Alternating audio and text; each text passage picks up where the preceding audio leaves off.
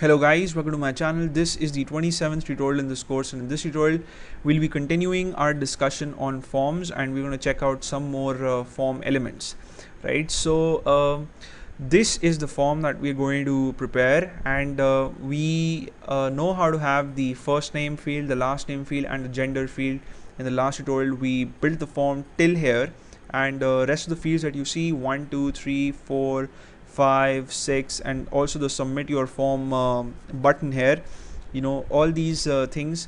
How are we going to do that? We're going to check out in this tutorial. This is the HTML file, and till line number 14 I'm sure you guys are familiar with the text till line number 14, because this is something we covered in the last tutorial. On line number 15 I have two break tags, and then on line number 16 I have the text year of birth, a colon, and then the select tag. So this is going to result into this effect. Year of birth, there are 5 values people can choose from, and there's this drop down icon here. If I click on it, I'm presented with 5 values and I can choose one of the 5. So if I select 1991, then that will be displayed here. If I select 1994, that will be displayed. And this is something that is used fairly often. You must have seen it on several websites wherein you have to create your account. On Facebook, Gmail, I'm sure at all these places they ask you for your year of birth, and there is a list of, I don't know, 60-70 years between 1960 and then 2010, or maybe 1930, 1940. So it starts from there, and to have each value in this select list, you need to use option tags. So let's first check out the parent tag here, which is select. Right, so you're not using the input tag here, you're using the select element.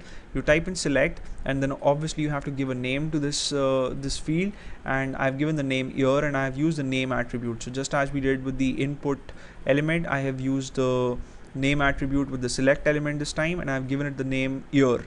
And then to have each value like 90, 90 or 91, 92, 93 and 94, you have to use the option tags, right? So you type an option between less than and greater than symbol, and you have to give a value for each value that you've displayed in your list.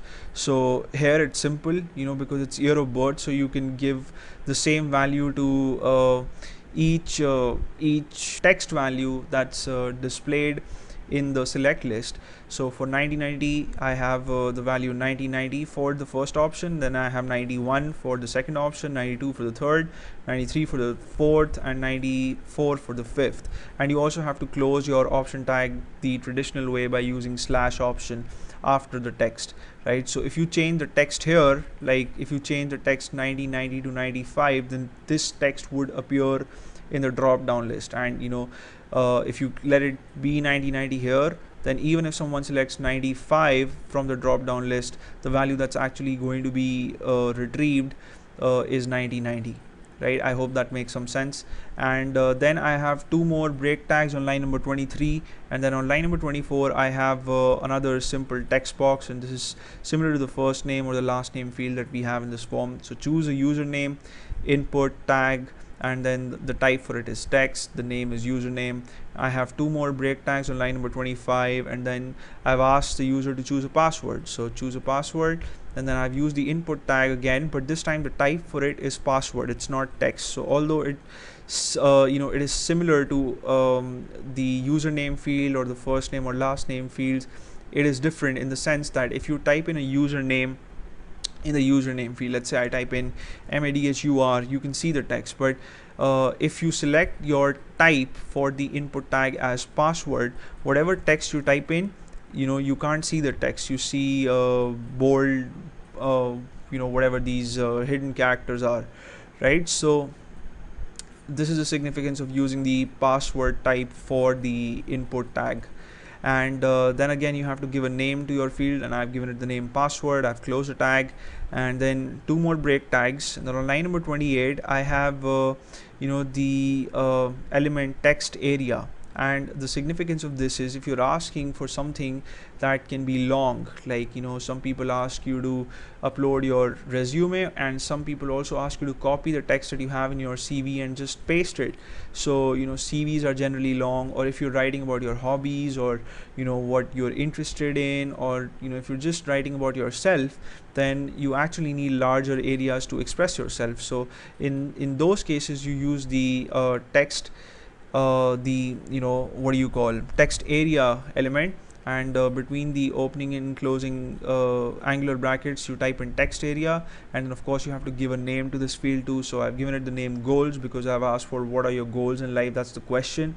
And then you have to close this, so you can immediately open it and close it. And you can also drag it, expand it, and make it small or large. And this is, I guess, the smallest size, and you can make it as big as you want, for your convenience. And the next field that I have is a field that has checkboxes. So again, I told you a bit about this in the last tutorial when we were talking about radio buttons. I told you that using radio buttons, you can sort of force that people select only one value for a field.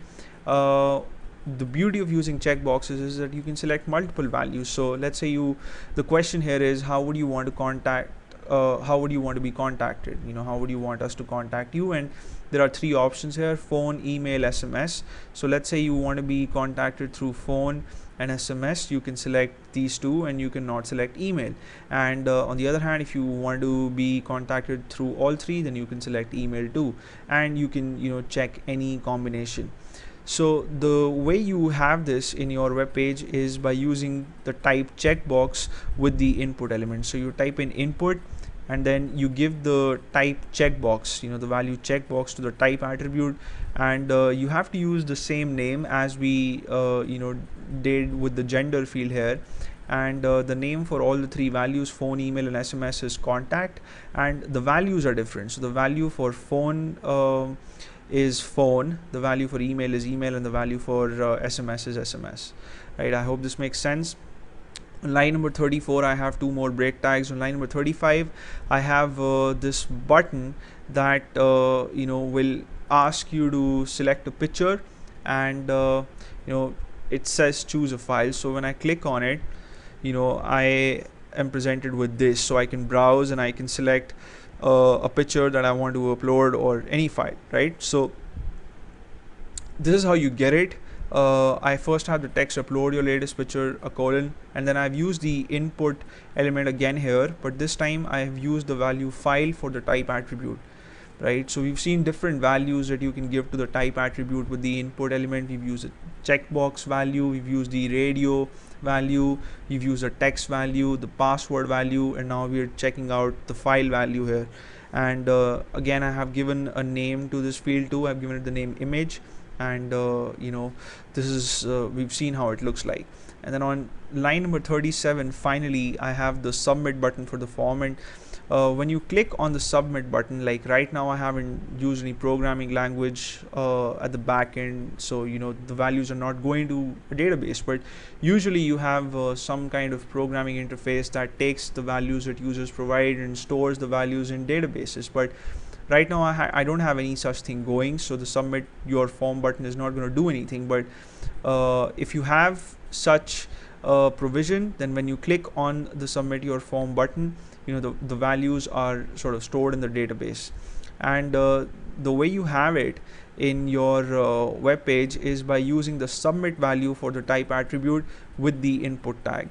Right, so you type in input, give the value submit to the type attribute, and I've given the name submit to the field, and the value is submit your form, and this is what you will see on the button. So if you will change this text here, if you will change it to just submit with an exclamation, I'll save the file, go to Google Chrome, refresh it, you'll just see submit here, right?